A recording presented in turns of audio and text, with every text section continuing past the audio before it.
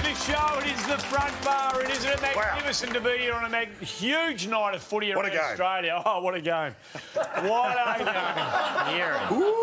Don't... Let's watch it again. Let's watch it again. Go. From three-quarter time. If you're a Giants fan, don't go anywhere. We've got the song coming your way. If you're a Giants fan, stuff you. We've got a massive show coming up. We're going back for the song. We're coming back for the song. Don't worry about it. He's back. Of course, Matt Preston's going to join us. Sav Rocker, one of the great goal kickers in the history of the game. And couldn't Carlton use one of those right now? Magnificent performance by the Giants. Lovely to be here. Yeah, huge show coming up. Wonderful to be back. Yeah. Andy Lee was great last week, but it's good to see you too. I just had a little break. Okay, now, what were you doing? There's been a bit of speculation. You were given a task to do by Angus Brayshaw. I took last week off to look after... looking after his onions is a big responsibility. Well, we couldn't even find it last week. You've located it? I've got it. You've got it. It's under control. Let's have a look. This has happened a few weeks ago. And these are... What? These are his onions. I reckon they're going all right. This is just one week, mate. They're going all right. Yes. Mate, they're going all right. They're going all right. Yeah. What a great show when you start off with an onion montage. That's great. But, you know, mate, a lot of responsibility. That was 2 weeks ago. Yeah, no, they're going... Have you got it? Yeah, I've got it, but hold on. I just left it. Hold on a sec. Right. I'll just be... Do you trust him? I got it. I'll believe it when I got it. So will I, yeah. Okay, and how's it going? Look, they're going all right. They're going all right. Don't clap that. What? You're clapping a giant vegetable. That is right. Mate, can I just say, a lot of sun this week. A lot of sun. Can I suggest we may need a urine sample from the young year? That's all I'm saying. I may have overwatered it. That is genuinely impressive. Thank you. Where have you been growing them? What have you been doing? I'm going to ask Matt Preston what he'd do with that. Yeah, no, that's a good... Well, I've just been keeping in the backyard. There's no room in the roof. But it's like... I tell you what, It feels like there's a hydroponic arrangement going on here somewhere. It's like looking after children, mate, I tell you. You wouldn't know about that, don't worry. I'm telling you, it's a lot of responsibility. That will put a smile on Angus Brayshaw's face, and God knows he needed it after tonight. So, great night for the Giants. That was a must-win game. They were 15 points down. 15 points down at three-quarter time in a low-scoring game. They blew Carlton off the park in the last quarter, 4 goals to none. Got some highlights? Jake Riccardi's story. What a story he's putting together. Mark Murphy, this was to extend the lead to 2.5 goals. Well, you're home there, really, You're not home, but you're a fair... you're not home, but you're a fair chance. Enter this young man. What a player he has been. 3 weeks in a row now. He stands up, takes a pack, mate, goes back from 52. What about this? He just says, "No, get out of my way. I'm going to take responsibility." And he goes, what does he do? What does he do? Boom shakalaka. Thank you very much. And he pops it through. And then they just kept getting out the back. They tore Carlton apart in the end. Thin ice pang. What happened, Andrew? Well, have a look at this. You always, that's a 50 every day of the week. You always credit the winner, Sam. You say that they took the game on, backs to the wall, season on the line. Carlton's got a real problem here. They've kicked 1 goal in the last 2 games after half time. They're not coming home like a train, are they? No, they're not. They're not coming home like the Teague train. No, they're not. It would give me great pleasure if we could right now to take a look at the ladder. You want to have a look at the ladder? There's been some movement. Right, let's have a look at it. And there it is. That's how important it was for Giants and Melbourne today. I mean, Tigers sitting pretty... Tigers sitting number 2. They are. We're going OK. There's the big movement. Melbourne to 9. Yeah. OK, Carlton to 12. Yeah. I heard at a meeting... It's only 2 games out of the... At our office, for the first time this week, the words mathematically possible. Is it still mathematically possible? You can stick your mathematical possibilities right up your... you know what? No. After that tonight, I mean... Is it not... No. They're gone now. They're cooked. They're finished. Stephen Hawking would struggle to make that mathematically possible. If only we were mathematically in front of the GWS at the end are the game, then our final we would have been a chance. Exactly. I put it to you, it's mathematically impossible for you to make the 8 next year. You are so far behind. It's a very unpleasant experience watching a game of footy with you. It is. It's a really unpleasant experience. There's 2 of them. Watching Richmond win and then watching Carlton lose with him. Can I ask you, can you pinpoint the moment the wheels fell off Carlton's 2020 tilt at the final. Hard to put your finger on. No, it's not. For me, it happened with young Sam Walsh. Huh? I think each year the goal always is finals, but I think coming into the back end of this year, that goal's more and more real. Oh, Sam. That's frustrating. And you've won one quarter of football. Hey, he's only young, right? As he matures, he'll realise that Carlton don't play finals. That's a very good point. That's a very good point. What is he expecting? Where do you go from here? No, they'll get a couple of players in. They've got to be super I'd bring aggressive. back Bolton. Oh, would you? To play. The other game, early game up in Cairns, this was an unbelievably important game for Melbourne, as you saw from the ladder before. Kicking into the Breeze in the first quarter, Sydney more than held their own with the Breeze in the second quarter. Can I put it to you, that's the hardest team in the comp to support? Melbourne. Do you think all jokes aside, who knows what they're doing week in, week out? Who's turning up? He gave him a rev at half-time, Murray. He did. No, that was where he had to go, Simon Goodwin. He knew that they were flat there, backs against the wall at half-time. And they had opportunities. Well, they had opportunities late in the game. Yep, they were right. They were thereabouts. They just needed to take advantage of their opportunities. Louis Taylor back into the side this week for Sydney, and that was the sealer with 5 minutes to go. So Sydney are putting a bit together. There's the Brains Trust. That's a flat. That is a really, really dispiriting day for the Melbourne Football Club. Somebody like about Carlton, but that's unbelievable. I agree. I think the hardest team in the comp to support, to know which team turns up, biggest difference between best and worst. Yep. What are we dealing with today? It's hard to get in the head. Well, it's not. There it is. If you want to unravel the mental psyche of your Melbourne supporter, that guy comes close to nailing it. So there was a bit of footy played today, and it's big, of course, in the destination of this year's premiership. But we know now the grand final. What a week it was! Historic announcement that the Gabba will be hosting the 2020 grand final. It will be a night grand final. There's a whole lot of other stuff that was announced by Gil McLachlan the other day. Unbelievable. Every boy's dream to play on that one big day in October at the Gabba. At the Gabba, yeah. This was how it was. Mike Brady will be writing a song about that right now, won't he? The AFL CEO had the big announcement, and this is how he started his historic press conference the other day. Thank you, everyone, for being with us today. I want to start at the outset by saying we are in the quarantine hub where I and everyone else will be for 14 days. So apologies if it's a bit different from normal, and just want to make clear to all our supporters and all Queenslanders and everyone around the country that we're all doing 14 days quarantine. Yeah. What a genuine asshole. It's terrible to be up here. We're all in quarantine. Short of having a surfboard under one arm and some zinc on your face, you can't take a solemn tone when the backdrop is a golf course. Have you not learned? Have a look at George Bush. We must stop the terror. I call upon all nations to do everything they can to stop these terrorist killers. Thank you. Now watch this drive. Bill's not far off that, by the way. All he needed was a drink with an umbrella in it, Michael. That's all he needed. So here we go, the big game. So the Queensland thoroughly deserved it, didn't I mean, they did. We've heard some details. So what happens? Do they get the whole final series? They get the Brownlow? They get the grand final? What happens? It's a celebration. The Cup's going to go on a journey right through Queensland. It's a 90-page bid that they put in. Great that, by the way, great that the decision's been finally made. That is a weight off Gil's mind. Right. Now he can focus solely on working out how to get GWS into the finals and into the grand final particularly. You know what I mean? Sure. No, the Queensland bid blew everybody else away. The depth of it, the enthusiasm for it, they've obviously gone... Hard to go past it. Out of their way. Did you see the pitch? Yeah, there was a bit of the pitch, yeah, we have. Yeah.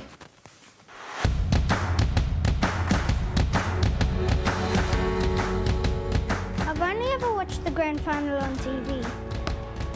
And yeah, I know it's always played at the G. But we've got a G right here in Queensland. It's called the Gabba! So go on, give us a go. Because in Queensland, we're good to go!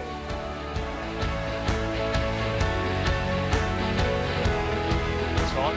to go. Yeah, I'm excited. My only concern is, after seeing that, is does the Queensland government have enough money to put the game on? After that, They've obviously, when budgets blow out, so it's easily done. But, it's very exciting. They've nailed it. Well done to them. And as you said, they've been there all year. They have. They have basically underwritten the season. Correct. Probably deserved it. I thought the West Australian bid was pretty good myself. Okay. Did you see that? Yeah. Welcome to the Gabba. Now, I understand you are a Lions supporter. Mate, yes, I started supporting the Lions when you could actually get a seat here back in about 93, I think it was, when the Bears first came to Brisbane. Used to work at Triple M, trundled down to the Gabba. Fantastic, and boy, testament to the crowds here. The Lions have been going fantastic. Is it your first time at the Gabba? No, I've been first time. Sorry, as a Gabba? No, not at all the time. Apologies, I've flown to the wrong bit there. By the way, if that was the Western Australian bid, you can see why they didn't get it. You can see why they didn't get it. I'm so overexcited about the Carlton loss that I've just lost my place. Mate, the Gabba's going to be good, by the way. What about grand final? So the grand final day itself pretty would much be entertainment. great. Yeah, massive. What would make it specific? Go get Powderfinger. They've got an album called Vulture Street. They're Queensland boys. Vulture Street runs alongside the Gabba. Thank you, Molly. No, they're not. Just go get them. You can do better than that. I'm thinking Indecent Obsession.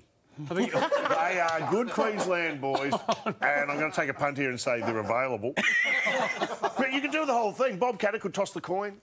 I mean, that would be good, wouldn't it? Well, the Corbies in an open back vehicle. What about the halftime sprint? If they opened up the Queensland New South Wales border and just had people running across it, I'd watch that. One thing you know about instead of Meatloaf, Clive Palmer singing "Bat Out of Hell."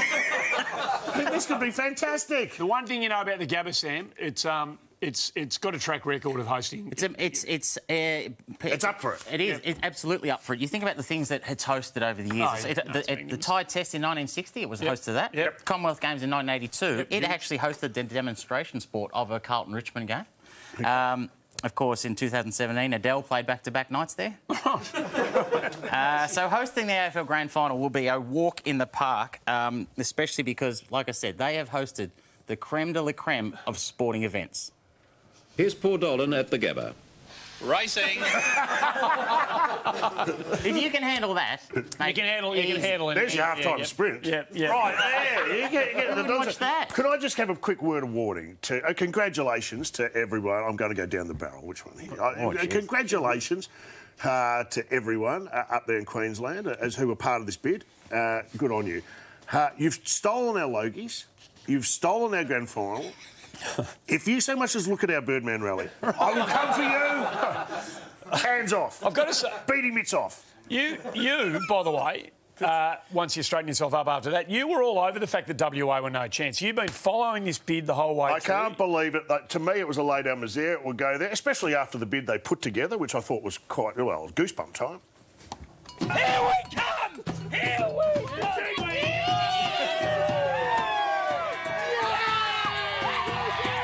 Clearly, Optus is heaps better than the Gabba. We haven't hunted it. We haven't been desperate for it. We haven't been pleading for it.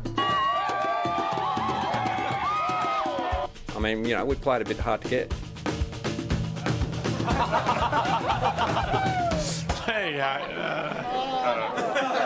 Hard to get. Wangaratta put in a sterner bid than WA. I can't believe playing hard to get and not really wanting it went against them in the end. It's more like a sleep at the wheel. They spent more time trying to get the round 18 North Melbourne game to Western Australia than they did. What can I ask you? Seriously, you have got to go on. Would one of the factors be, because we all know they've got a great stadium, but the fact that it's called Optus Stadium and Telstra are a major sponsor of the whole competition, that they would have gone, we're not sure we want our the biggest game as a massive ad. Conspiracy theory. What do you got here? Well, that's the way I think. I go home and put a colander on my head. And and talk to aliens. No, well, Can I just say on behalf of everyone, not totally unsurprising. I don't know. Well, is that plausible? I've heard a few people. The AFL do protect their corporate partners, and a few people have suggested that might have had something to do with it. But I prefer to think that the hard borders and the fact that the WA government didn't fully pitch in was probably more likely, and plus the quality of the Queensland. And by the way, I'm not the one sitting in front of a giant onion. That is a fair point. Hey, don't go anywhere. Matt Preston, massive Collingwood fan, one of the co-hosts of Plate of Origin, to join us next. But as we go to the break, this is for you, the Giants, on the night of Shane Mumford's 200th game, singing the song In Victory. They're back inside the 8.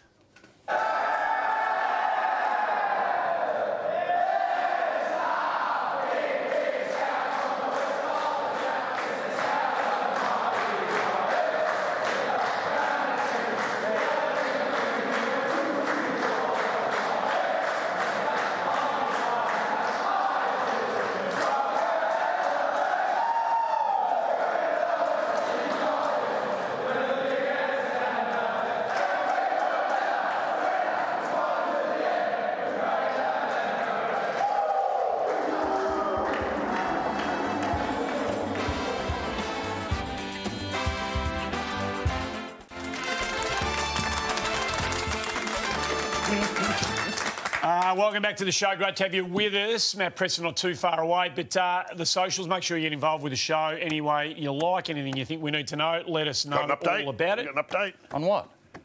Well, you were here 2 weeks ago. What was it, Palmer's Punchlines? A few weeks ago, yeah, we did play an episode of Palmer's Punchlines, Mick, that it was from 1988. Not so much a football story, more a missing persons report.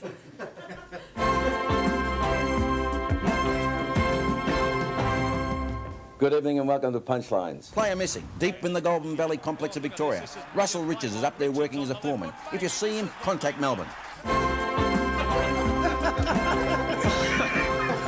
That's genuinely extraordinary. If you've seen him, contact Melbourne. One of the most listed player on the lift. It was led to completely legit to that. So, some good news, Mickey. Whoa, really? The front bar. We've solved our first cold case. Here's Russell now. I'm Russell Richards. Concerned about me, just wanting to let you know I'm good. Keep punching. Oh, that's fantastic. I was going to say Russell Richards is alive and well, but he's alive. That's enough. That's a big tick. That's a massive tick. Well done, Russell. Just great for his family and relatives to know that. Big game of footy tomorrow night. Brisbane Collingwood tomorrow night. It's got a lot on the line tomorrow night. I know you'll be watching one. There's a soft spot for Brisbane now because I've taken to a young player called Jared Berry. And there's, every so often a player comes along in a generation who just takes your fancy. And this bloke, to me, I love him. I love the way he engages the world. And he's a bit of a wordsmith. Yeah, they've been a team for us. What do you call it? Houdini team or whatever you call it. Hoodoo, that's it. Hoodoo. Brilliant. I can't wait to go to his after dinner speaking. I just think it's going to. Here's just another example of the great man's work. We do figure it out. Hard to beat. Yeah, definitely. Yeah. If we can kick straight, it's another little bow to our string. And in other news, he's just taking it one time a week. He's just trying to stay on top of it all. Mate, please do not give that man any media training. I like him just the way he is. And he's a very fine young footballer and he'll be right in the middle of it tomorrow night. One man will be on the edge of his seat tomorrow night, as he was last week when his team took on the arch rival. They got a result then, and he'll be hoping they do again tomorrow. One of the co-hosts of Plate of Origin. Please make him welcome, Matt Preston, everybody. Well done. Hello, mate. I was going to say welcome to the show and welcome to the network. Well, thank you very much, and what a nice place to be behind the bar. Nothing better. I feel very comfortable. Are you enjoying Seven so far? Do you like paying for your own parking?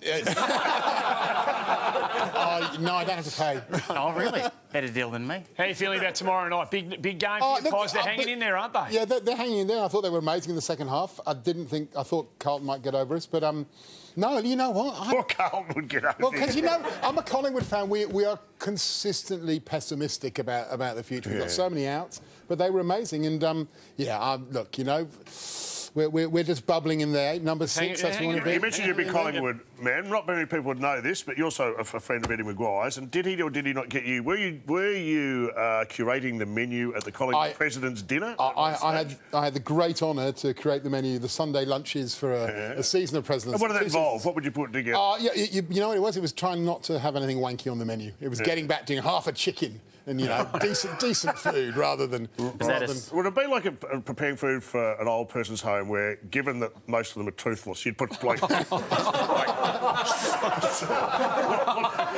lots of soup, maybe some gazpacho and stuff like that. Some guacamole. No. It was, you know what it was? The most important thing was to give them a proper roast and because I think often with that function food, it's all very fiddly-diddly. And, you know, in those presidents' functions, you've got lots of big guys who want a proper feed. They want half a chicken. They don't want a thigh. Putting together a menu that was not pretentious, was that a challenge for you? You know what? Just so long as I could take the French words off the menu, I was all right. All right, then that's good. No worries. Well, welcome to the network. Big signing, no pressure. What do you think about Giant Onion? What do you think? What would you do with that? Well, it looks like looking in the mirror. It's got a big and full of hot air. What's the greatest recipe? Onion. With onion. French onion soup. French onion soup's really good. You know, just roasted onions on the barbecue in a burger. How can we be better than that? It's amazing. Tell us about Plate of Origin. Country v country. Yeah, country v country. World Cup of cooking, really. You know, World Cup of food. So you got your favourites like France and Italy, and you got some outsiders. There'd be a couple of snooty, unlikable types. No, I don't. No, look. I think because we're all about the food, and it's really about seeing great food on a plate. If I'm going to back a nation, if I was a betting man, which I'm not, what would you? Who would you get on at this stage? Your favourites will be France, but they're probably the Chinese are looking pretty strong. But that's the thing, you just don't know because every country's got a couple of amazing ripper dishes that they can pull out. The challenge for some of them is desserts. The Australian team's a dud. Yeah, I saw them. They went down. I was very disappointed. But against China, I was tearing up my tickets. By the way, but Matt and Mick, they got the casting. You got the casting wrong for whoever were going to represent Australia. When we had some right under our nose, some likeables that just easily done the job, like the one and only Martin Pike and his pumpkin soup, Matt. Yeah, g'day there. It's Martin Pike from the North Melbourne Footy Club. Today I'm going to cook you some pumpkin soup. Yeah, just to start with, I have to peel up about 4 or 5 carrots. Carrots. You've got the ball there, Preston. It's a missed opportunity for missed opportunity there. But what about the Rocker Brothers from Collingwood cooking up their own signature dish? I'm Sev. I'm Anthony. We're the Rocker Brothers from Collingwood. Today we're going to show you how to make jaffles. They might seem easy, but they're pretty hard. Firstly, the ingredients are bread. White bread for us. Maybe a bit of margarine. Bit of marge. You got ham there. And your extra light cheese. Also, we're making them with mushrooms today. So it's your variety. You can do ham, cheese, tomato if you'd like, or plain ham, cheese, or ham, cheese, mushroom, which is what we're going to do today. Just whatever you prefer. Hey, pop that Blumenthal. Again, surely no room for the Rockers? But genius, using margarine so it doesn't tear the bread is inspired rather than cold butter. I mean, they've put some thought. Lucky they unwrapped the bread. I would have been lost if they unwrapped the bread.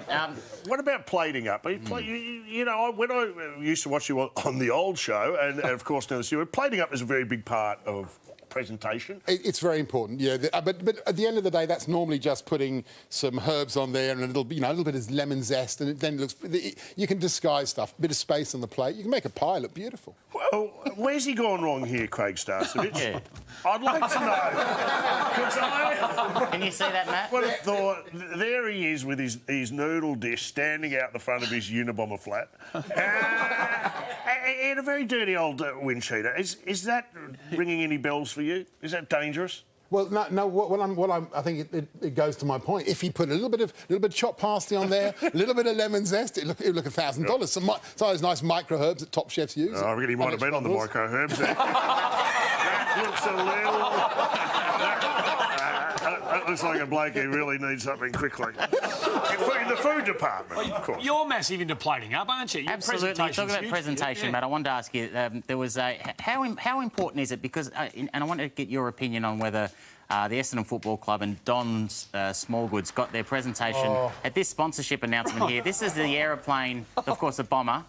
And amazingly, that is still more appealing than any food you get on an airline. But what about that for a presentation, mate? That is truly Blumenthal worthy. Look at that. You've got Devon for the fin. You've got, is that a large bologna down the middle? I don't think parsley's going to help that one. The only destination that's taking you to is the toilet. As far as I can see, mate, can we take this opportunity? And it's rare to have one of the giants of the Australian cuisine scene, and we're so happy to have you here at the Seven Network. Can I say to you, can you give me a review? I'm sorry, mate. Mate, hold on. He was run out of the other joint. Run out. I don't whore around all the networks like some of us here on the panel. Mate, it would be remiss of us if we didn't get your take on food at the football. Sure. Because I know you're a man of the people, and I've been to the football with you. And we go out. Can you review for us, please, your staples that we see to help out anyone navigate themselves through the tray available at the Bain-Marie at the footy? Look, very important. The hot chips, very important. Hot chips, bucket or packet? Always a bucket rather than a packet. I like a bucket because it means the sauce pools on the bottom and it doesn't fall apart. Matt, how undercooked should they be? Ideally, you don't want the lukewarm and flaccid. These are things you don't want. But these are sat round for. What you want is that last scrape from the tray, the crunchy bits. Yes. Then Sam, you probably don't know what this is because you're an inner city boy. You see salt as something that's pink, comes in flakes from the Himalayas. This is salt, Sam, and you put salt in there. But the true aficionado at the football doesn't go with the foot. What they have in their pocket at all times. MSG. A packet of absolutely a packet of Chippy's chicken salt. Very important. Suddenly, that now goes to VIP status. Okay. The hot dog. Hot dog. Big question. How long can it last under those lights? 10 to 12 hours, I'd say. I'd say 2 to 3 years. We've done some carbon dating on that sausage, and it goes back to the 1800s. Your major problem with your sausage, if you leave that in the water too long, it'll split and it'll look like dead men's fingers. You know, when they drown, they all split open. Tell me about it. Yeah. I don't think you want to eat those. Donuts. Just go to the donuts for a second. To me, that's an outside-the-ground treat, right or wrong. No, you're absolutely right. The only time a donut is worthwhile is when your mate buys you some Bikey juice rather than Jackaroo juice. You get a Bundy. You don't want a Bundy and Coke. You get a bourbon and Coke instead. This washes the flavour away. Okay, so that's good.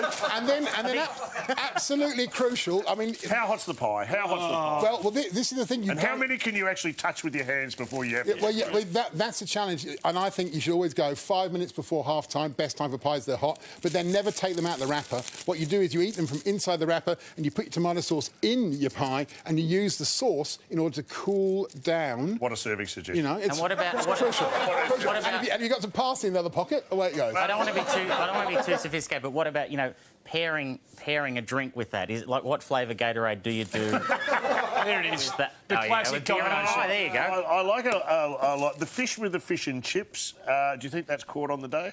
Is it line caught? I don't think it's cooked on the day. Look, I think you're.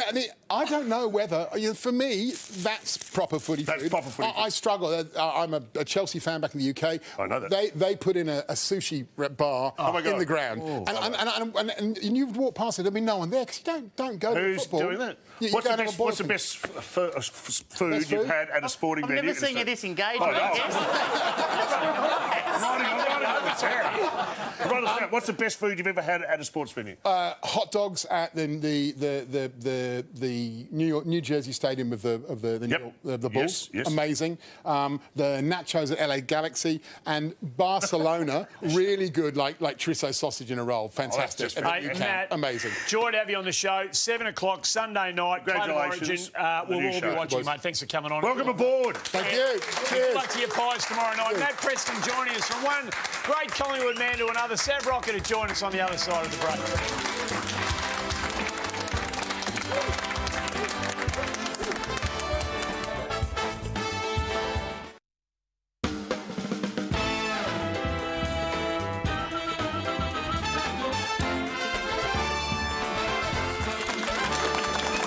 Try getting me out of there. Yeah, they might have missed out Try it. they might have missed out on the grand final, but there's still got some fantastic pubs and they're open, which is a big, big tick. You have no idea where that is. That's over in WA somewhere. I'd say Freo. Yeah, I reckon it might be in Fremantle as well. All right, lucky guess. Well done. Hey, I reckon our next guest will know where it is. What a player he was, both Collingwood and North Melbourne, and played a bit of footy overseas. We'll cover all that with him. Please make him welcome. Sav Rocker, everybody. G'day, mate. How we going? Thanks for swinging by. We appreciate it. That onion's pretty impressive, isn't it? It is good. And, I need some advice because I'm growing some onions at home, so I need... Advice? Yeah. I've always found helium is very good for but it's an old recipe, Sav. I don't know if it's for you. Sav, we love taking a walk down memory lane with blokes who come on the show. Your CV is remarkable. Two-time Anzac Day medalist, BNF at Collingwood. Over 700 goals at the two clubs. You're an amazing footballer. Wow. How old were you when you really committed to footy, when you actually sort of seriously started playing? Probably 16. 16? Yeah, 16. And then I was at the under-19s at Collingwood. And then went to play reserves. Yep. Because it was before all the drafting, so... Yeah, did that. Played 13, 14 games, and then, in the seniors in 92. Always up forward? Yeah, a bit of a pinch in the ruck, but didn't quite have the stamina. Never down back, though? No, not down back. So it speaks for itself. Your capacity to play the game was absolutely remarkable. At the same time... You're a laboratory-built big man. It's just true. A great marker, a good pack mark. You could burst a pack and one of the best kicks for goals. Which we'll have a look at in a moment. How serious was the athletics, was the field athletics that you were? You're an under-18, under-19 Australian champion. Am I right in saying that? Yep. How serious was this? Wow. And there you go. And what was the flip? What was it about footy that brought Sav's you not to on the a game? podium there, by the way. I don't know what the flip was. It came to the stage where I had to make up my decision between footy or shot put and discus. Did your mum not want you to play football? It was Dad. It was Dad. And that was when I was first starting, because a mate of mine, Fab, wanted me to play footy. Just locally, because their ruckman got injured. So I went down, and Dad didn't want me to play because he knew that I could go somewhere throwing the shot put and discus. And after 3 or 4 weeks of convincing, I'd actually started playing and just went on from there. Gee, that age-old question, though, of football or shot put? It's one of the... No, really, this is amazing. Well, you made the right call, by the way. Back in the day, blokes had to work for a living. Yes, it wasn't all just, it That's wasn't all... true. You worked in a day where players still had jobs. What jobs did you have, mate? I worked at a shelving company first. Shelves? That would have been exciting. Pulled the wrong rein there. Big man for Collingwood or shelving? Shelves. And then I went to Ray Quincy. Ray Quincy, the motorbikes? Motorbikes. Yeah. Is that right? That's right. So let's have a look at you in action selling bikes for Ray Quincy and pay particular attention for Sav's hard sell right at the end. It's the most unlikely scenario. The shy teenage goal-kicking sensation from Reservoir doing the hard sell on motorbikes. Going very cheap, I reckon. I mean, it's winter season, all bikes are cheap now. Now's the time to buy, I think. I sold one bike in 10 months. Terrible. One. And Ray he took me off the showroom floor and put me up with the mechanics. You making that up? Is winter really the best time to buy a bike? I guess, no one's to ride a bike up. I wouldn't have thought it. That's why I didn't sell. Pretty convincing. You're all commission, mate. Right, It's pretty convincing. How would he know? He worked in a motorbike. It's true. Hey, we spent hours this week watching one package of yours in particular. We could have put a whole lot more in. Your drop, punt, set shot goal kicking was a thing to absolutely delight in. Very few can do this now, Sav. I mean, this is almost a lost art, the blokes who can go back from 55, 60, 65 and do this. So you're late to the game.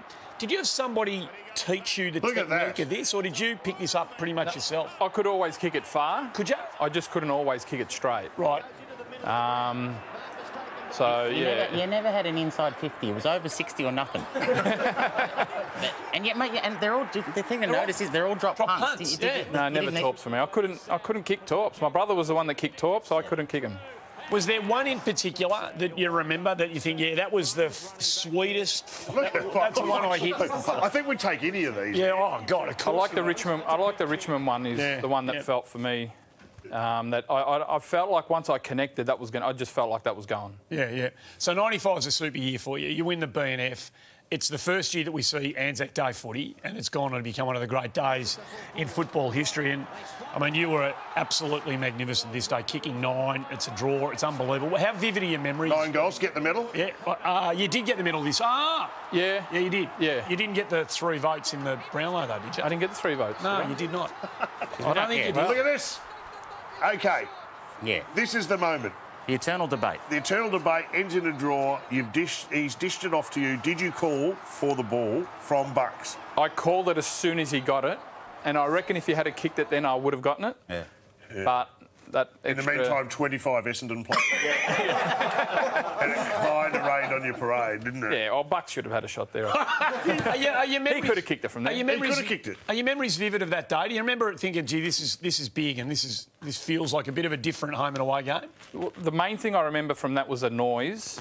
Was just massive. Having sore ears after the game sort of stuff. So it was huge. Yeah. Can I ask you, we're going back to Anzac Day, a game, and you're about to kick your 9th and draw level. Can you remember, please, and tell me, what is Michael Long saying to you here as you go back to take the kick? Because he is right in your grill. Have a listen. He's up to something. I can't lip read, but I hear the word pressure, and I saw him mop his brow. He said he'd buy me a beer if I missed the goal. No, I don't remember. See, I would have taken that. I don't remember at all. I remember. You sure he wasn't asking to buy a bike? You sure I wasn't asking for one of your recipes? Jaffles recipe. Recipe for Mate, Jaffles? You are like, an old-fashioned full forward. You know what I mean? That's in the old days when they used to have full forwards, and therefore you had full-backs, mate. Chris Langford, Danny Frawley, Matty Scarlett, Silvani, McIntosh Martin. Mate, who was the toughest? I love it. We get to mate, they were all tough. They were all tough. Pick one. They were all tough. Mate, you kick bags. Mick Martin was hard. Sauce was hard. I mean, they were all hard. Why was Sauce so hard? He would have had him covered. He was strong, quick. Yeah. So usually when they were strong, I'd try and use my speed, and when they were quick, I'd try and use my strength. But there's a few players that were both of them, so it was really hard. Mick Martin he was a good matchup for you, and it's easy to see why Mick Martin was so tough to play on, because in Mick's mind he was never out of the contest. For instance, Sav, even if you have marked the ball, even if you've marked it and are basically almost going back for a set shot, he's going to just. That was. I have to ask, how many weeks did he get for that? No, I can't remember. No, he didn't get reported, and there was no 50-metre penalty. Mark, go back and have your kick, please. It was remarkable. Dermot arrived in. He did. Dermot arrived in 1995, and Sav, Dermot was not going to put up with anything, a mixed crap straight away. What was it like playing with Derm? Oh, in that instance there, I was just thinking, Derm, what the hell are you doing? He's playing on me, not you. Don't rough him up because he's just going to want to beat me up after that. There's a bit of folklore. Derm's on fire here. Oh, yeah. He's got Mick Martin's full attention. No, Derm was good, though. He was good that year for me. There's a bit of folklore about the influence that Dermot had on you. Can you take us... I mean, 95 turned out to be a super year for you, amongst many great years you had.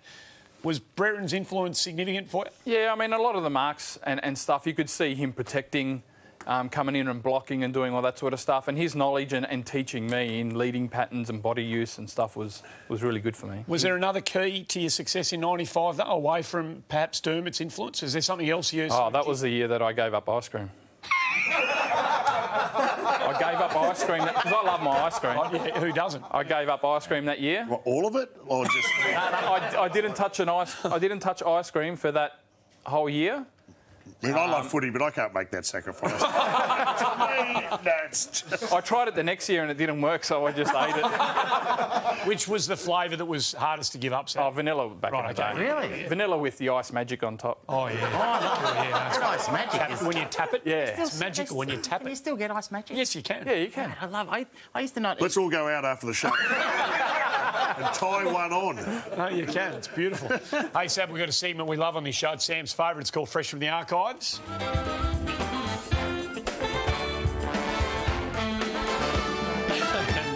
And it's a special one tonight, Sav, because it involves two people on the show right now. And I'm going to the under-19s 1991 grand final where you were playing for Collingwood, and a young Sam Pang.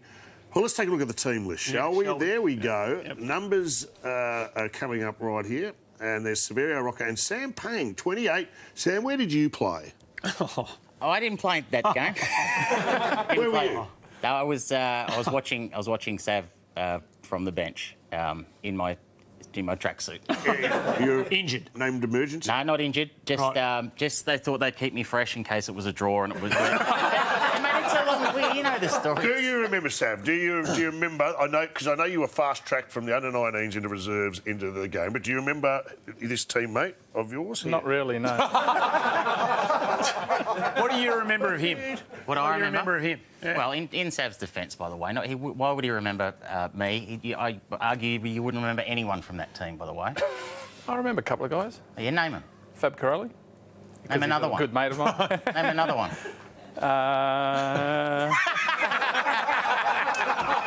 Anthony McGregor. There you go. Mate, I don't remember him. He could be making him up now. Anthony McGregor's a great player. But Fats McGonagall. he was good. Who? Fats McGonagall. Very nippy off a halfback. Oh, no, it sounds like... Can I just say, no, hold on a minute. You know what I remember about this man? This man, he, like you said, he was fast-tracked through the under-19s. He used to play in the under-19s. He would go in the ruck, he would hit it to centre forward, get it himself and then kick the goal. So he didn't stay in the under-19s for very long. He was reserves and then it was very, very quick. So what you're saying, you didn't bring anyone else in? I'm saying I saw a lot of him play. Right. And his teammate. I'll refresh your memory of what it was like, and we've got some vintage footage of the Orchid. There's Sav. OK, there you are, Sav. There's Sav, spent after chipping in, and have a look for a glimpse of the elusive Orchid and the background. There it is. And stop it. It's like Kaiser. Go back and still for me. There is. He looks pretty fresh. Do you remember him now, Sav?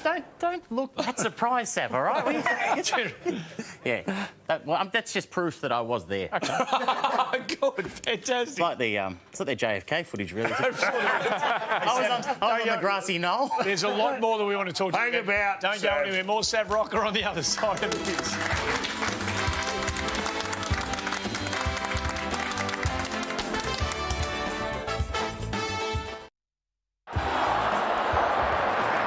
Well, Sav busted the pack right up, and here's brother Anthony going for a long shot. What a kick! Combination by the Rocca boys. Jeez Louise. Listen, the father-son rule is a magnificent thing in footy. I'm a huge advocate for the brother-brother rule. I reckon it should come in. Did you play much footy together as juniors, Sav? No, not as juniors. Not at all. Never at all. But it's backyard footy for us. Yep. And well, I was saying, kick at school, you guys would have been booting it over everyone's head. Just kick it long. Just kick it long. Kick to kick. One of them would be in the goal square at the ground at the end of each round and just kick it to each other. How far behind him was you? Like when you were at Collingwood, were they aware of him then, going, we need to? Not initially. Towards when he was starting to get up to 17, 18, he got drafted. That's when they started really taking note. Can I ask you a question? You're two Italian boys. Are you still living with your mother? No, not now. Did you love playing your foot? Because they used to live together. Oh, they did. You did live together for a while. Am I right? The two boys in the kitchen, which is not to scale. Look at this. You're wondering if it's a big bowl. That's not a normal bowl. That's a mixing bowl. It's like Land of the Giants. How much food did you go through? We smashed it. Yeah, right. I think Mum almost kicked us out by the time that it got to the stage. We'd come home from school and eat a loaf of bread, just as toast sort of thing. Every night. We saw you two making jaffles before, by the way. And just the jaffle making ability was magnificent. Just for those at home who were writing down the recipe. You may have missed out on this little tip from Anthony. Very important. We use Flora-Lite margarine. You can either use butter. Maybe you can not use the butter even if you're on a diet or something like that. Maybe just a smidge of butter on the bread. Just take it off and just smear it lightly. It's got to be evenly though. Evenly. Don't miss the corners either, or else it'll burn. Very lightly though. What is going on? What is going on? Wow. Sav, it's lucky. It's an art. There's an art to it. Absolutely. If Anthony hadn't told me to take the lid off, I was lost again. Hey, why the move to North? I mean, you were flying at Collingwood. How did the move to North come about? Why did the days at Collingwood come to an end? There was a lot of talk that I wasn't going to be there, getting towards, the end of part of the year. So I went in and saw Mick, and he thought that it would be the opportunity not the opportunity, but he said that he thought I should retire. Retire? How old were you? I was 26. Retire? What the hell? So I said I wasn't going to retire. I wanted to keep playing. You went on to play another 6 years, did you not? Another 6 years at North. Another 6 years at North. Well, that's just incredible. Yeah. And had you had a bad year, or what was the circumstance? Because that's, as I said, guys like you don't come along very often. And who were you replaced with, can I ask? Who filled the void? I don't know. No, you played 100. The numbers are you played 101 games for North Melbourne and kicked 234 goals for North Melbourne. When Mick said you should retire, did you think you were done? No. Right. I had patella tendonitis, quite severe in one of my knees, and I just thought I had more to go. And I was starting to get better because I didn't play a full season. Yeah. But then he thought I should, give it away. When you told people that what were people saying to you at the time? Do you remember personally? No, I don't remember. I don't remember much of that. You played Lee Matthews, Tony Shaw, Mick Malthouse, and Dennis Pagan. I'll assume Mick was your favourite. Who was your favourite coach? Yeah. I think early days I enjoyed playing under Lee. Yeah. Just gave me a lot of confidence. And if because I was new to the game, if things weren't going well, he'd just leave me on the ground just to make sure that I got the best out of myself and tried to come on, because he knew that I could kick a goal, 2-3 goals in a quarter. Sure. Did you have a more dramatic day in your life as a professional sportsman than the 2005 elimination final? Say that again? Did you have as dramatic a day as any other as the 2005 elimination final? I mean, this was you'd gone to the hospital. Your wife Rose is expecting a baby. You think it's going to be delivered before the game. It hasn't arrived. And tell us what happens next. So it's like an hour before the game. Yeah. And she still hasn't delivered. And she said, we talked about it before. She said, it's time for you to go. Yeah. I'm trying to hang on as long as I can to, thinking that the baby's going to come. But she said, it's time for you to go. So I took off. Police escort to the ground? Yeah, police escort. Someone knew someone. Police escort from the hospital. I love Melbourne. Yeah. Police escort. Jumped out into a cop car and he drove us there.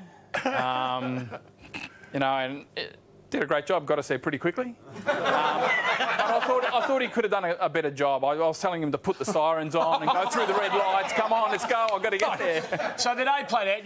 You're in the game at quarter time. You've kicked a goal early in the match. There's still no news. But while the game's going on, everybody was wanting to know what was going back in the hospital. And Tim Hodges was standing by to bring us the news. So Rocker now from point-blank range kicks it for the Kangaroos. Now let's cross to Tim Hodges with another piece of news. Tim. Chris, a Father's Day to remember for Severio Rocket, a second baby boy for Sav and his wife Rose. Rose has given birth in the last hour. We don't know the name yet. We'll hang around and hopefully have it by the end of the coverage. A baby boy for Sav. What timing? Now, I wonder if he knows yet. I reckon they should name it Sharon. So reporter Tim Hodges was at the birth of your child and you weren't. He filled in. Did you call the child Sharon? No. No. When did you find out? Do you remember? No, I found out. We'd done the warm-up out in the ground. Yep. I get to the bench. The 4 or the 3 players, whatever it was, get to the bench. Yep.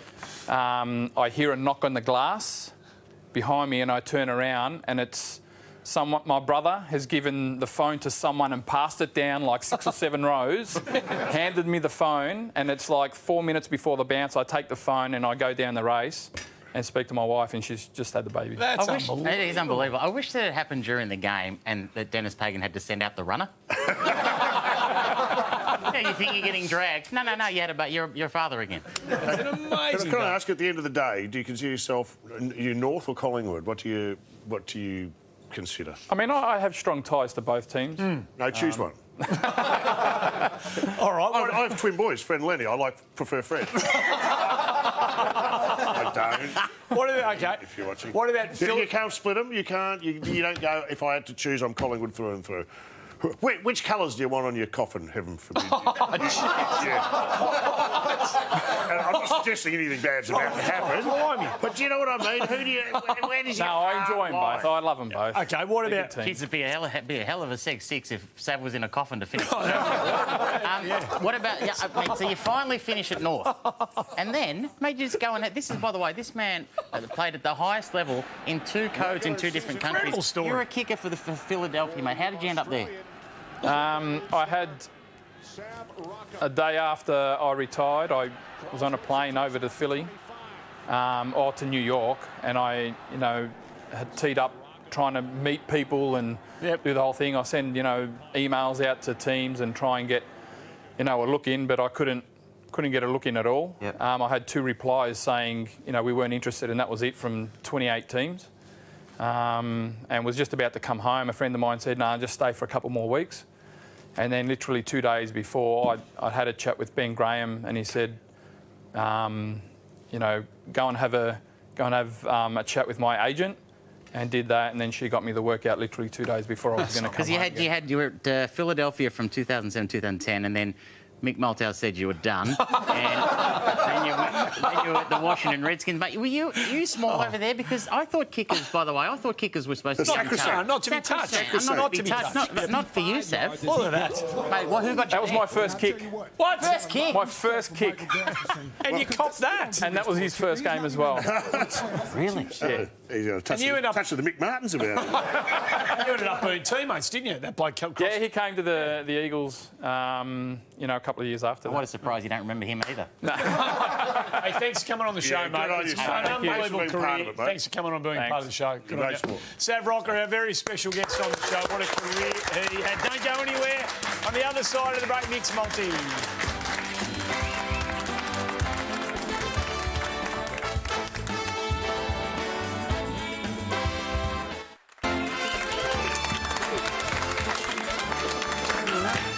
Welcome back to the show for the Brewfresh Carlton draft. Must have been nice to catch up with teammate of yours. Yeah, it's great to see Sav. He's really kicked on, and I'm sitting in front of a giant onion. Hey, if you're looking for something from Father's Day, look no further. You don't have to be a Hawthorn supporter to be moved by this story. Dan Eddy has done an unbelievable job telling the story of the life and times of Peter Crimmins. Tragically died after the 1976 grand final that he couldn't get up for 75, struck down by cancer. Legend of the Hawthorn Football Club. It's a good time to get a good footy book and top of the tree.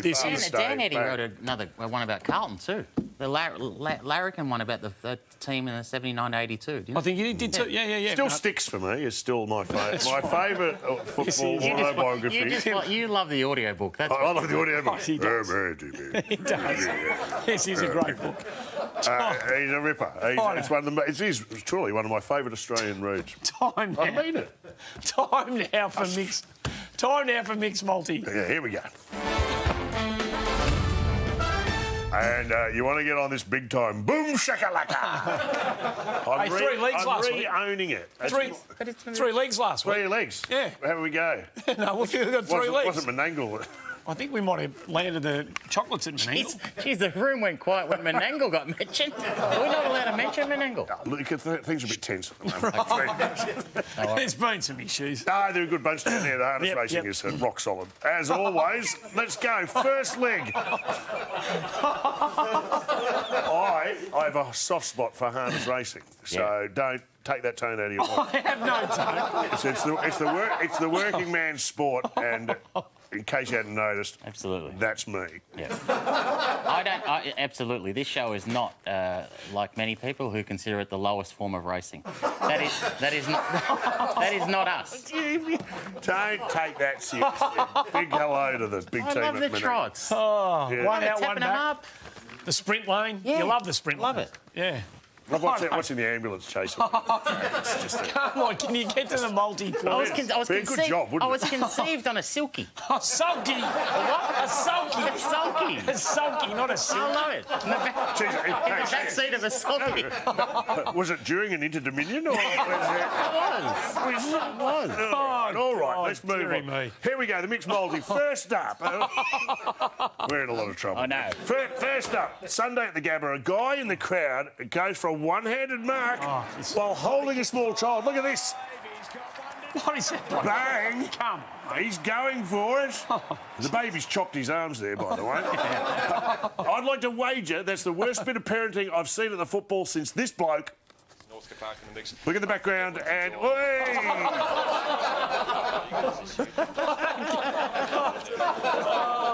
mate. He stuck his foot out. That guy's in a lot of trouble when he gets home. No, Can I have it? No, you can't. But how about you take Super Catch? How about you take Super Catch? Laurel Park. I don't know where that is. That's my spiritual home. I'll give you two. Laurel Park race. 262. Where is it? Laurel Park. Right.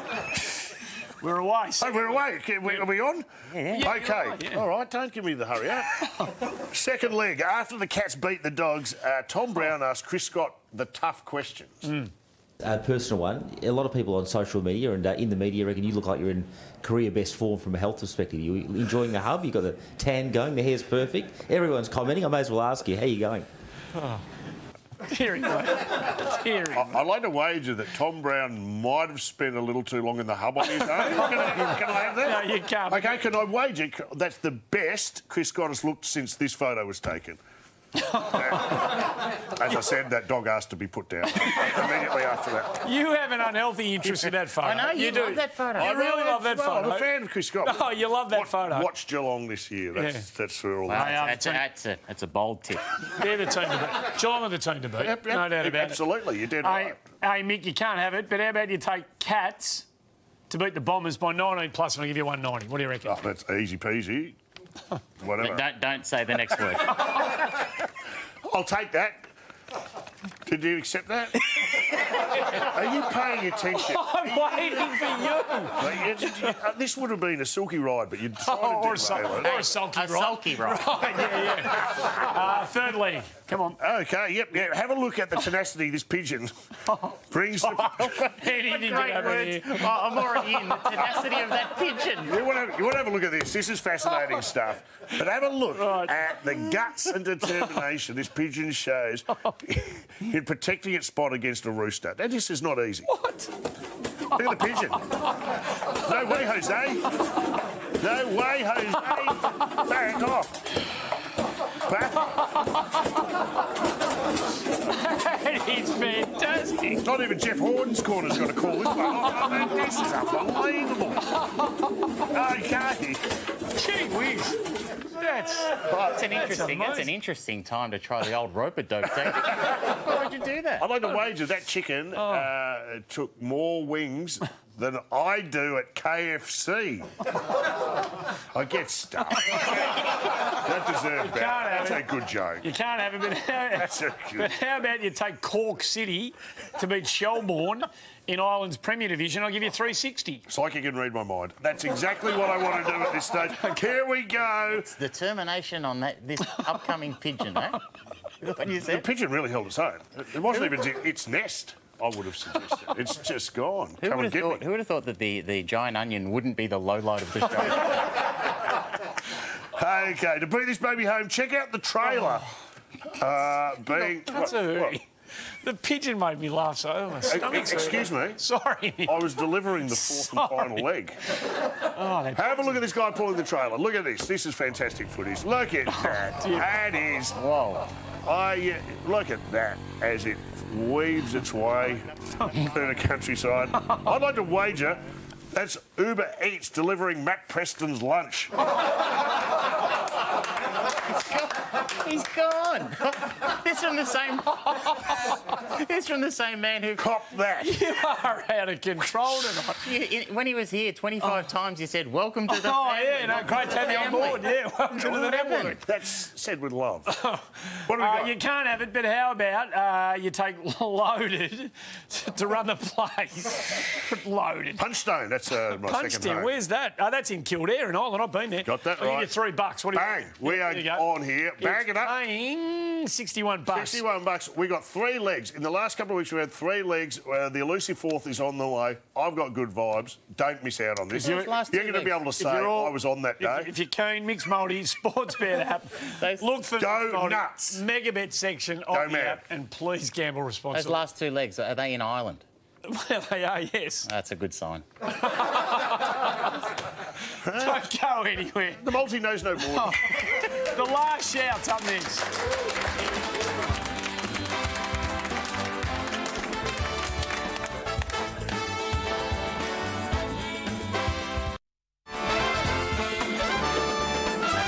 We got a little bit of rhythm in the last, which was pleasing. I mean, it was really good that they found a way. I mean, that's a great sign that we can. We've been really good in close games, and we've in the last 3 or 4 years we've really closed out some close games. But yeah, you've got to get reward when you go inside 50, and you've got to get reward when you're having shots for goal because.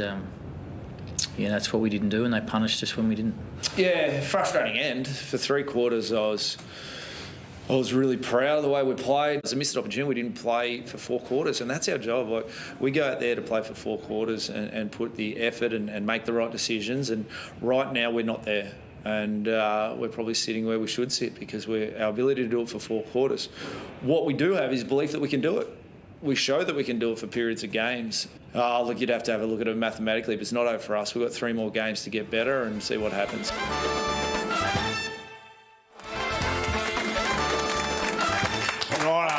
Get the calculators out. It's still mathematically... That is the death knell for when it's mathematically possible and nothing else. There you go. Well done to the Giants. Hey, well done to the... Good win, Giants. It's not mathematically possible for Adelaide. We know that. They can't make the finals, but they got off the dreaded no-win possibility of the season last couple of months ago. Hawthorn, outcoached. Oh, righto. It's a big win for Matthew Nicks, his first win as senior coach, and this is a big moment, Andy. It is, and can I point out, I mean, it's a great moment. They've had some issues with their culture. We know about the camp and everything. Taylor Walker has been under the pump this... I really rate that. Picking up the bottles. I mean, this is a bloke who could have left that to somebody else to do. He should get used to that. That's not far away. No, good on him. That's a good thing to do. Can I say this? In future, if Hawthorn are going to lose to the bottom side on the ladder, could we do it in a better time slot than 5:40 on Tuesday? Because I think everyone wants to see that. A fair point. I couldn't agree more. True. It was a great night for Matthew Nicks, but also I was especially pleased because the director of footy there, Mark Rasciuto at Adelaide. You be careful here. Friend of the show. Yeah, friend of the show. Yeah. And I love him. I loved him as a player. I love him even more as an administrator. But I was wrapped for him. They down on the Fox Footy coverage, they captured the moment of Mark Rasciuto being excited for the Crows' first win. Don't worry about the coach. What about the big fella on the boundary line, Mark Rasciuto? Very calm down here, just eating a sausage roll. That's how you want your director of football celebrating a win, eating a sausage roll. That's his answer for everything these days. Director of footy or director of sausage roll? That's it, we're done. Should have asked Matt Preston about the sausage rolls. We never got round to it. Well, we had no time. You kept on welcoming to Channel 7. Gary Buckner. What happened to the pasty? What happened to the pasty? Well, as if you've ever eaten a pasty. What about... It's sort of half. It's a half healthy option. That's my 3 veg from the meat and 3 veg. We're on after the footy again next What about the serving station where the sauce and the vinegar is? I mean, in the COVID era, that's got to go. That'll have changed. We'll never see that again. You done? We're after the footy next Thursday night. Should a dim sim? Is it appropriate? All right. Seriously, I'm going. Gary Buckner, our special guest. Thanks for watching. We'll see you then.